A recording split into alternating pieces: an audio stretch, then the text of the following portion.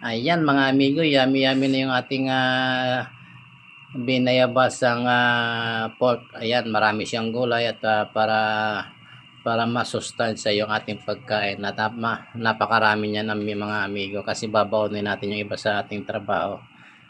For the whole week magbabaon tayo mga amigo. Yummy, yummy, yummy, yummy.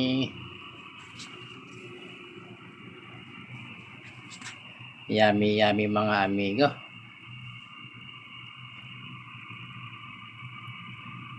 Binayabasan na baboy.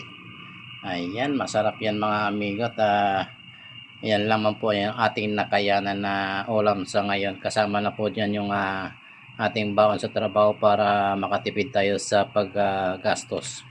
Kasi maliit lang po yung ating kinikita. Kaya ayan, counting tipid-tipid mga amigo. Ayan na, kain na tayo mga amigo. Yummy yummy na. I love you all. Bye-bye. Magandang tanghali, magandang hapon, magandang araw, magandang umaga po mga amigo. Bye!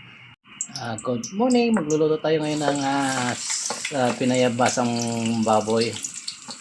Ayan, sa pinayabasang baboy kasi ang ginagamit lang po natin ay hindi tayo gumagamit ng kamatis. Ayan, sibuyas bawang ang ating igigisa lang. Huwag na lang natin sunugin para hindi masyadong pumait yung ating bawang o yung garlic. Ayan, kaunting mikos-mikos lamang po yan. Mikos-mikos lamang po at mamaya-maya luto na yan. Pinalambot na rin natin yung ating pork para mas mabilis siyang maluto. Ayan, mikos-mikos lang po. Dahil luto na yung ating okay na yung ating sibuyas, lalagay na po natin yung ating bayaba. Ayan, inilagay na yung bayabas. Tapos sabay mikos-mikos.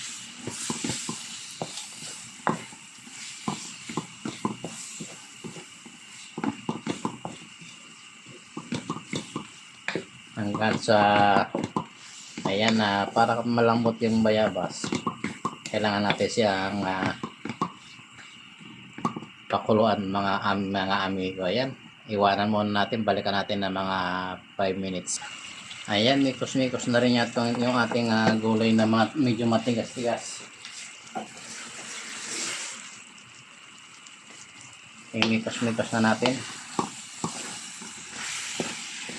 kasama yung ating bayabas.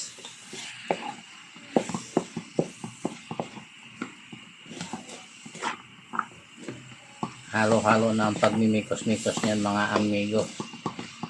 Ayan, tapos mga amigo, ilalagay na rin natin yung ating baboy or pork.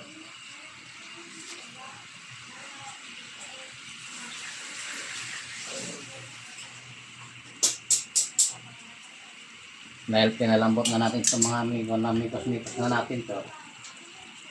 Ayan, lagyan na natin.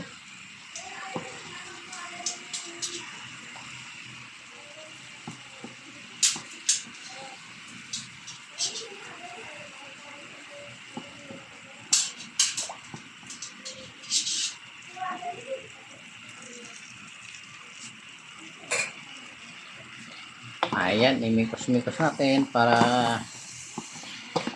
mikos-mikos.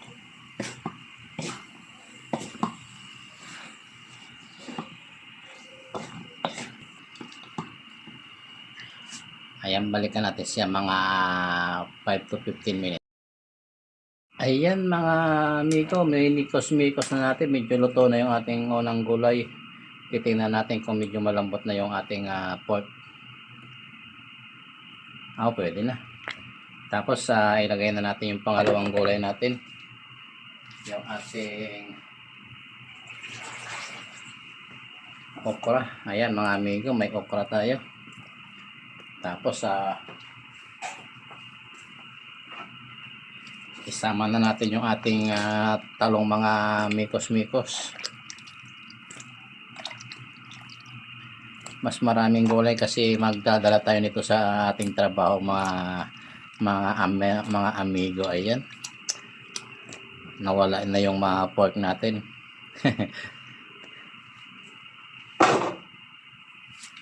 kailangan natin siyang imikos-mikos mga amigo para mahalo yung ating mga biji at maluto ng mabilisan. Ayan mga amigo, napakarami nating ulam sa ngayon. Hindi pa natin siya tinitimplahan masyado ng asin kasi hayaan mo natin makumulo ng mga 5 to 10 minutes mga amigo. Ayan, iwanan muna natin mga amigo. Ayan mga amigo, mikos-mikos uli natin. Kumukulo na siya, ating imimikos-mikos mo ng kautot.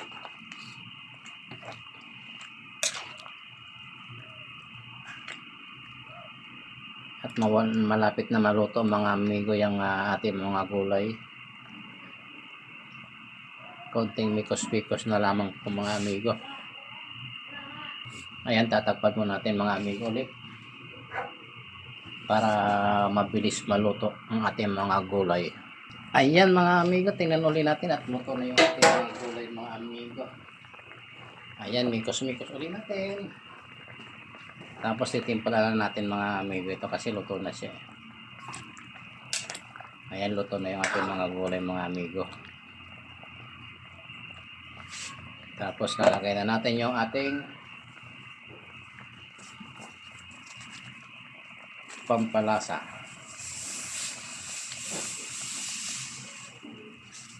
Asukal po yan mga amigo.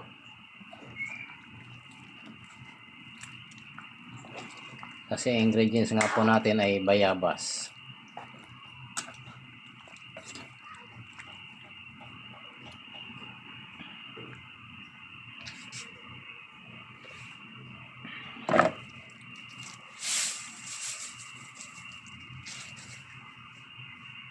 Ayan mga amigo, antayin-tayin po natin matunaw yung asukal bago natin siya timplahan. Pero ilalagay natin yung kangkong. Ayan mga amigo, ilagay natin yung pinakanghuling gulay na ating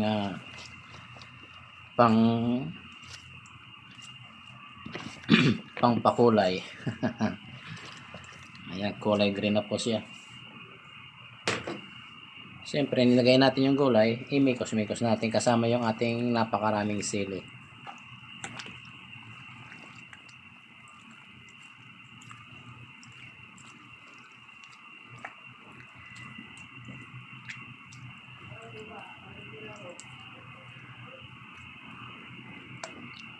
Ayan, tapos tatakpan muna natin mga amigo ng mga ilang minuto. Ayan mga amigo, tapos na yung mikos-mikos natin.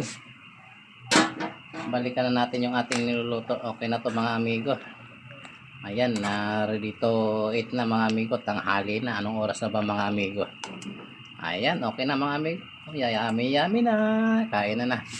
Bye-bye mga amigo. Maraming salamat mga amigo sa panonood sa ating mga video. At ingat po kayo mga amigo. I love you all. Kain na po. Yummy.